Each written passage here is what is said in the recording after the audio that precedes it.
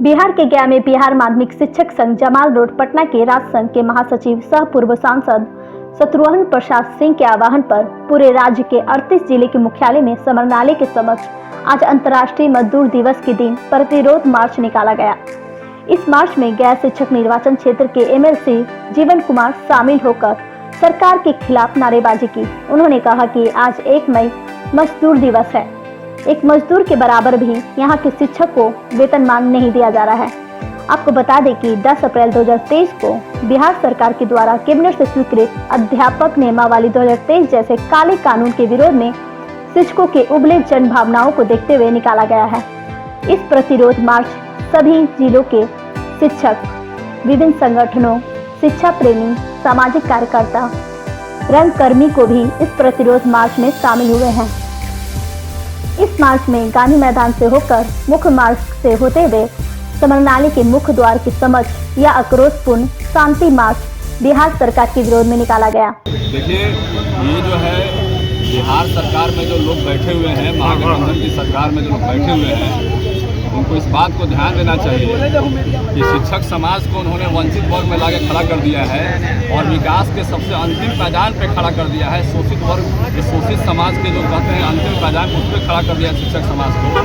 कल जो हमारे आदर्श हुआ करते थे और हम उनको समाज का आदर्श मानते थे, आज उनको वंचित समाज में खड़ा करने का काम कर दिया। आज मजदूर दिवस है, आपको जानना होगा।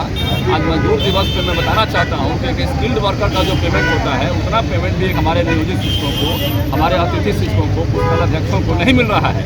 ये दुर्भाग्य की बात है। और आज जब महागठबंधन की सरकार में जो बैठे मुखिया हैं, माननीय मुख्यमंत्री नीतीश कुमार जी और माननीय हमारे तेजस्वी जो डिप्टी सीएम हैं, उन्होंने चुनाव से पहले वादा किया था कि चुनाव के बाद जो है हम राजकर्मी का दर्जा देंगे इन लोगों को, और राजकर्मी का जब दर्जा देने की बात आई तो आज जो है वादा खिलाफी कर रहे हैं। दीनदयाल जी का बात, दीनदयाल जी ने कहा था कि समाज के जो अंतिम पायदान पर लोग हैं, जब तक उनको हम आगे नहीं बढ़ाएंगे तब तक समाज का विकास नहीं होगा। आज जो शिक्षक समाज को इन्होंने जो नीचे करने का काम किया है, इनको हर हाल में ऊंचा स्थान देना होगा और तभी हम समाज के विकास की बात कर सकते हैं, तभी विकास की बात कर सकते हैं, नहीं तो बेमानी है बात करना। आप जान लीजिए कि आज का जो प्रतिरोध मार्च है, हम पूरा शिक्षक समाज के साथ खड़ा है और आगे भी खड़े रहेंगे जब तक ये वादा खिलाफी को ख़त्म नहीं करते हैं। और नियोजित जो शिक्षक हमारे बीच में हैं, अतिथि शिक्षक हैं, आज हमारे बीच जो पुस्तकालयाध्यक्ष शिक्षक हैं, उनको जो इन्होंने वादा किया था कि हम राजकर्मी का दर्जा देंगे, तो राजकर्मी का जब तक ये दर्जा नहीं देते हैं तब तक इनके संघर्षों के साथ हैं। मैंने पहले भी कहा था चुनाव के पहले कि मैं शिक्षक समाज का एमएलसी नहीं, मैं शिक्षक समाज का संघर्ष का साथी के रूप में आपके साथ हमेशा खड़ा रहूँगा। तो आज भी मैं खड़ा हूँ।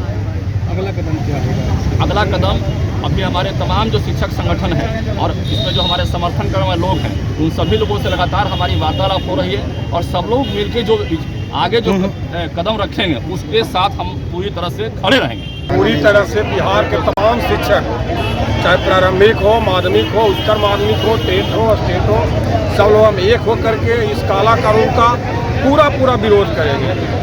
यह जो कानून है, यह देश हित में नहीं है, शिक्षक हित में नहीं है, विद्यार्थी हित में नहीं है, किसी भी तरह से किसी के लिए भी फायदेमंद नहीं है। जो बीपीएससी करके हम लोग को डरा रही है, हम लोग 10 साल, 12 साल, 15 साल से शिक्षक हैं, अब बीपीएससी लेगा तो हम कहाँ से सफल हो पाएंगे?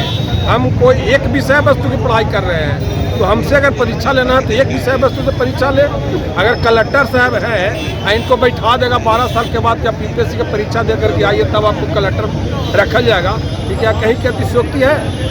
यह तो पूरी तरह से गरीब विरोधी सरकार है, गरीब विरोधी नीति है।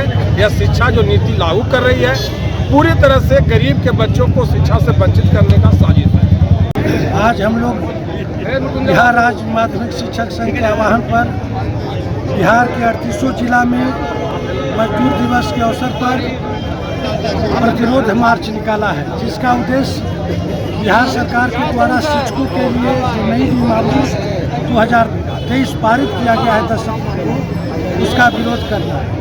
क्योंकि शिक्षक को अपमानित करने के लिए, जनता के बीच में भ्रम फैलाने के लिए सरकार के द्वारा बार बार भ्रम की स्थिति पैदा की जा रही है। पहले शिक्षकों से दक्षता परीक्षा लिया गया, पात्रता परीक्षा लिया गया। 15-16 वर्षों तक अगर जिस शिक्षक से पढ़ाई हुई है और बिहार की शिक्षा में गुणवत्ता का दम्भ सरकार भरती है, उसी शिक्षक को पुनः परीक्षा के द्वारा जांच करने के लिए इससे दो स्थिति पैदा हो रही है, या तो 14-15 वर्ष तक अयोग्य शिक्षकों के द्वारा पढ़ाया गया बिहार में, उसकी बिहार सरकार जवाबदेही बनती है, या सरकार इस तरह की साजिश कर करके शिक्षकों को अपमानित करने का काम कर रही है, समाज में भ्रम पैदा करने की काम कर रही है। तो इस बार शिक्षक मन बना लिए हैं कि 2024 के लोकसभा का चुनाव और 2025 के विधानसभा के चुनाव में सारे शिक्षक सरकार का ईंट से ईंट हम लोग बजा देंगे, और इस तुगलकी फरमान को अगर वापस समय रहते नहीं लिया गया तो हम शिक्षक सत्ता बदलने में देरी नहीं करेंगे।